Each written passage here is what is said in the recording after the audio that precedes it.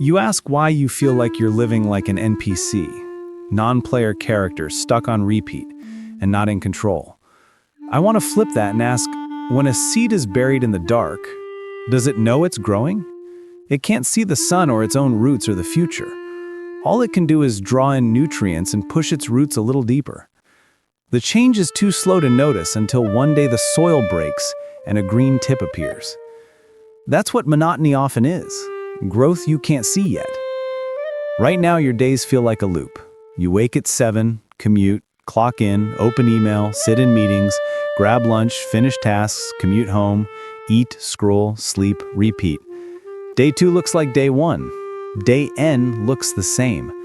It feels scripted, like a character who runs the same dialogue tree no matter what. You start wondering whether you're living or life is just playing you. Here's the first hard truth. Boredom is the default setting of adult life, not because your life is broken, but because all lives include repetition. The difference isn't whether you repeat, the difference is what your repetition is accumulating. Athletes repeat the same motion until it's in their bones. Writers show up to the page daily with or without the muse. Coders push keys, surgeons see patients, baristas pull shots. Excellence is not a viral moment, it's layered practice. As Will Durant put it, summarizing Aristotle, we are what we repeatedly do. Excellence is not an act, but a habit. Your NPC feeling is often a timescale problem. You're measuring change in days when real change shows up in seasons and years. Ask different questions. What did last year's me not know that I now use without thinking? What problem would have shattered me a year ago that I handled last month? Those are shifts. Quieter than you expected, but real. Think of Plato's cave. People chained inside see only shadows and mistake them for the whole world. When daily life feels like a loop, your field of view shrinks the same way. The fix isn't always a dramatic escape. Sometimes it's turning your head a few degrees each day. Consider Henry David Thoreau at Walden Pond. He chopped wood, planted beans, walked, wrote. Monotony by design. From that simplicity, he carved prose that still moves people. Or Dante, exiled and struck with his own routines, who wrote inside the life he had until it transformed him. Ordinary days can hold uncommon work if you build a small hinge into the door you open every day. On the same commute, you can learn a little. On the same lunch break, you can read a few pages. On the same couch, you can write 3 lines you'll be glad you kept. Robert Louis Stevenson said, "Don't judge each day by the harvest you reap, but by the seeds that you plant.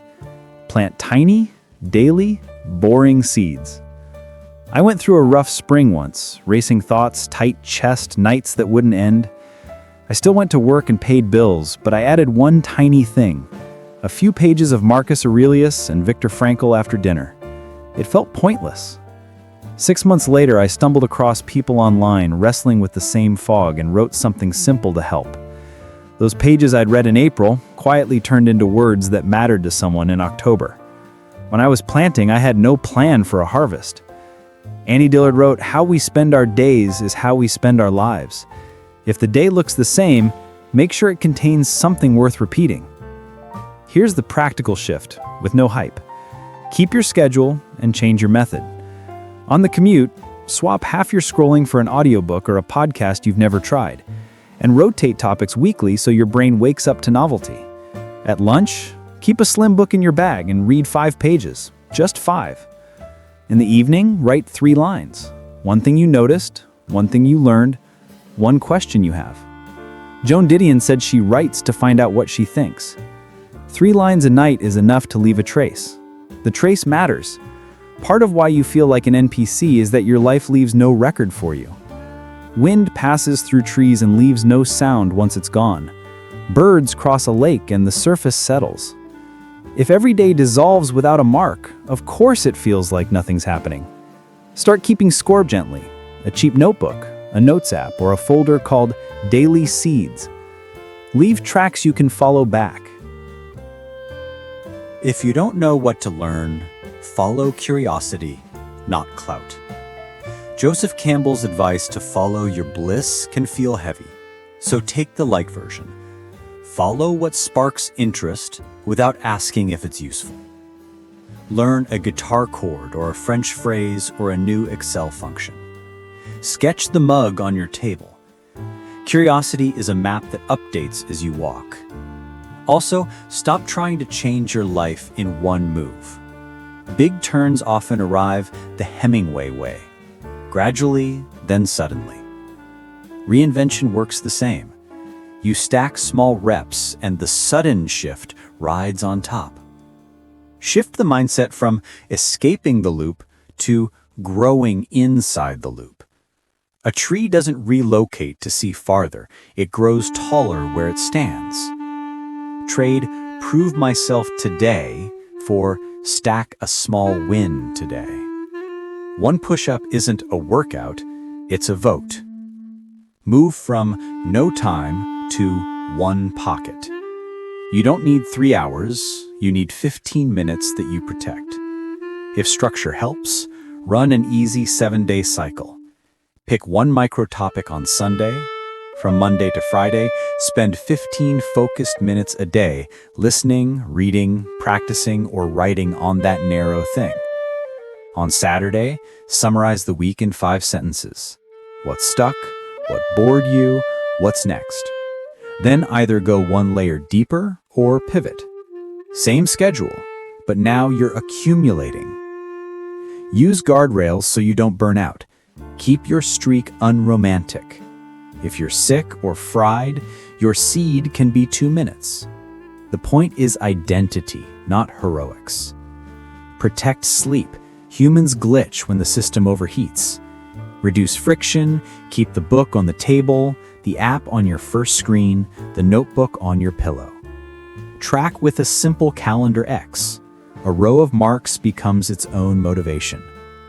Watch your inputs too. The algorithm profits when you feel like an NPC, selling urgency, optimization, and shame. Decline. Thoreau said the mass of men lead lives of quiet desperation. You don't escape that by making louder noise. You escape by making quieter choices. Some days will still feel empty. Don't panic.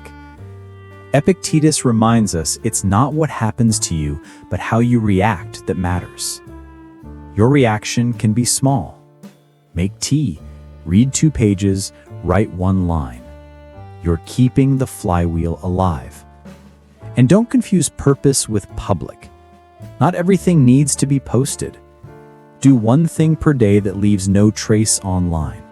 Cook slowly, sit by a window, walk without headphones. Call a friend and don't multitask. If no one claps, even better. You're retraining your nervous system to enjoy life off camera. If your job feels meaningless, try 2 approaches.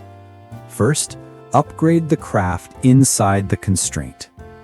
If you stock shelves, study inventory patterns and treat accuracy and flow like a game. If you answer calls, practice tone and timing like a musician. Not to please a boss, but to build transferable skill.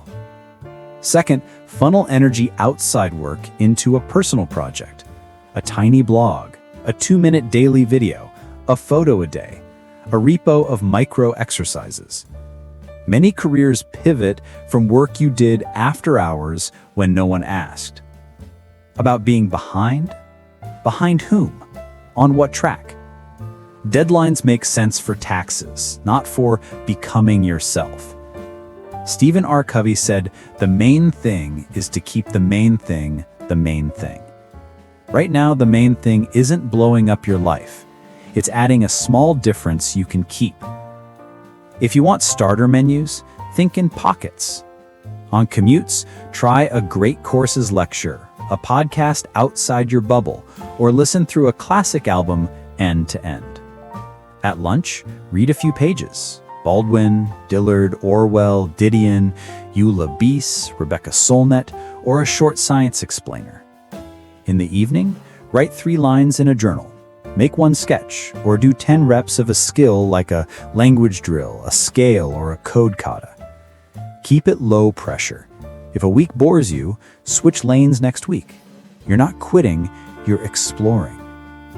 You might still say, I don't feel different. Feelings lag reality. Work first, feelings follow. A month from now, your notebook will be thicker, your sentences tighter, your ear a little sharper. Not dramatic, real. At some point, something surprising happens. A conversation opens because of a thing you read. A manager notices a small upgrade. A friend thanks you for a suggestion you barely remember making. Gradually, then suddenly, the soil breaks. Be kind to yourself. The NPC feeling feeds on shame. Shame says you wasted today and always waste days. Your answer is simple. I planted one seed, that's my job. If you miss a day, you don't punish yourself with a marathon tomorrow. You plant one seed tomorrow. Systems beat guilt. Remember why you're doing this. Not to escape the matrix in one leap or prove you're special, but to build a life that if someone filmed a random Tuesday, you would recognize as yours. A life where the quiet is yours, the work is yours, and the growth is happening whether or not anyone else can see it yet. Most people never get public applause for their inner work. That's okay. The reward for showing up is becoming someone who shows up. How you spend this ordinary day is how you spend your life. So keep the commute, the job, the couch. Change one pocket, plant one seed, leave one trace. Do it again tomorrow and the next day and the next. You won't feel it at first. Then one morning you notice the light is different, the script is looser, the path a little wider. That is what growth looks like from the inside. And if you need one last line to carry with you, pin Annie Dillard's reminder where you'll see it. How you spend your days is how you spend your life. So make today leave a mark, even a small, quiet one.